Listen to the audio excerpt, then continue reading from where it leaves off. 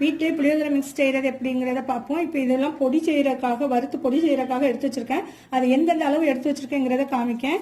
இல்லை 1.5 ஸ்பூன் உளுந்து, 1.5 ஸ்பூன் கடலைப்பருப்பு, 1.5 ஸ்பூன் மல்லி, 1 ஸ்பூன் மிளகு, 1/2 ஸ்பூன் வெந்தயம், ஒரு 6 காஞ்ச வத்தல்.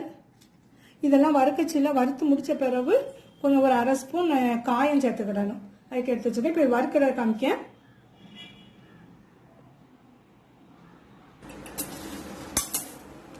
இது வறுக்கிறதுக்கு சட்டி வச்சிருக்கேன். அதில் ஃபர்ஸ்ட் வந்து உளுந்தையும் கடலைப்பருப்பையும் சேர்த்துக்கிறேன். அது கொஞ்சம் கொஞ்சமாக வறுத்து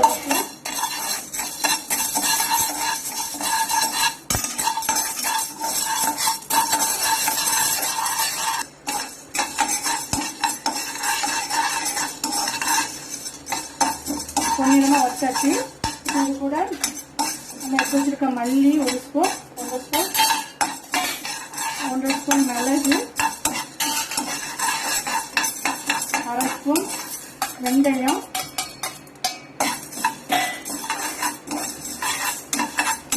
வத்தல் எல்லாத்தையும் போட்டு கொஞ்சம் வாசம் வர வரைக்கும் வறுத்துக்குவோம். ஆனால் பண்ணிடக்கூடாது. வாசம் வர வரைக்கும் வறுத்துக்குவோம்.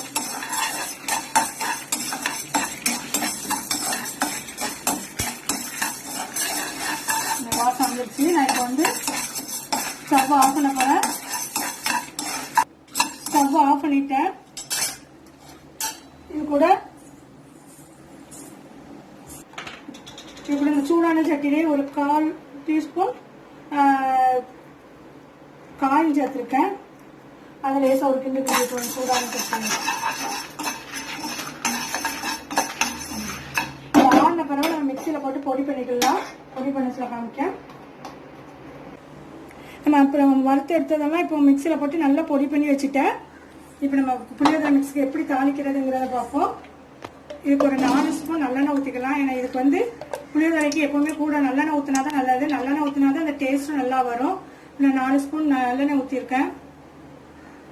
4 ஸ்பூன் நல்லெண்ணெய் ஊற்றிருக்கேன். கூட 2 ஸ்பூன் நல்லெண்ணெய் ஊற்றினாலும் டேஸ்டாக இருக்கும். வேறு தாளிக்கிற கண்ணெல்லாம் கொஞ்சம் காமிக்க.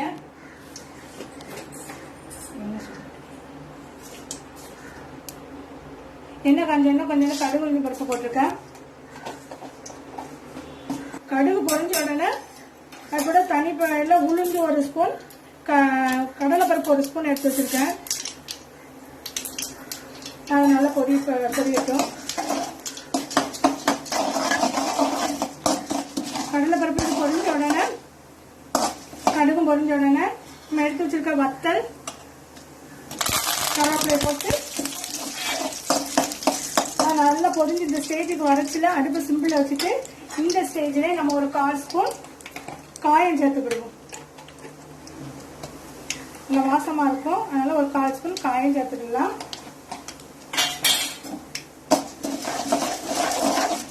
காயம் வாசம் வரைக்கும் நம்ம திரிச்சு வச்சிருக்க இந்த பொடியை இது கூட சேர்த்துக்கலாம். இப்ப நம்ம தாளிக்கச்சிலே கடலை பருப்பு இருந்தா, நடக்கடலை பருப்பு இருந்தா சேர்த்துக்கிடலாம். இல்ல முந்திரி பருப்பு கூட சேர்த்துக்கிடலாம். நல்லா வாசமா இருக்கும். நல்லா இதையோட மிக்ஸ் பண்ணி விட்டுட்டு இந்த பொடியை நல்லா ஒரு பெரிய எலுமிச்சம்பழம் சைஸ்ல புளி எடுத்து அது கரைச்சி வச்சிருக்கேன். அதையும் இது கூட ஊற்றிக்கலாம்.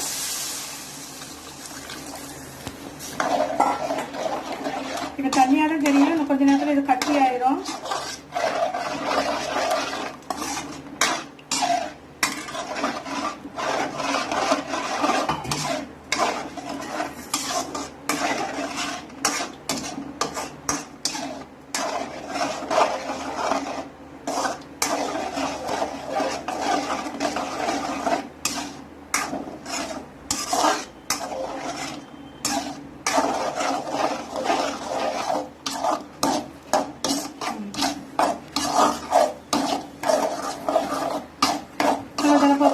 நல்லா கட்டியாகி எண்ணெய் பிரிஞ்சு வந்துருச்சு. இந்த ஸ்டேஜ்ல நம்ம வந்து ஸ்டவ் ஆஃப் பண்ணிடலாம்.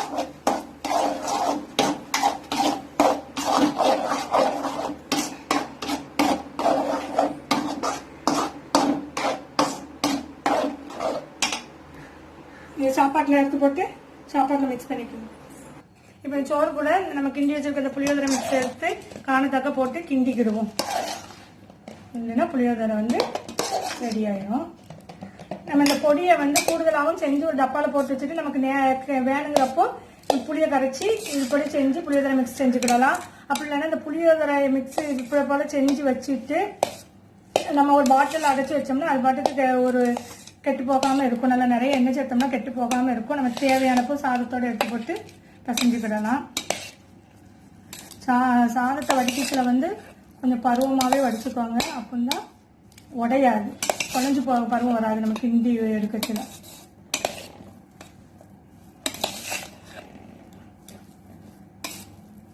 மிச்சம் இருக்கிறத ஒரு பாட்டிலில் நீங்கள் எடுத்து வச்சுக்கிட்டிங்கன்னா உங்களுக்கு வேணுங்கிற நேரம் ஒரு கண்ணாடி ஜாரில் எடுத்து வச்சுக்கிட்டிங்கன்னா வேணுங்கிற நேரம் எடுத்துக்கிடலாம்.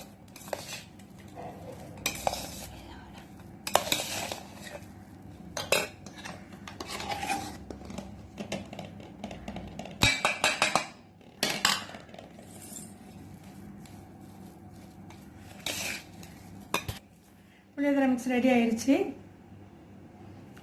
சாதத்தில் போட்டு கிண்டி சாப்பாடு ரெடி பண்ணி வச்சுட்டேன்.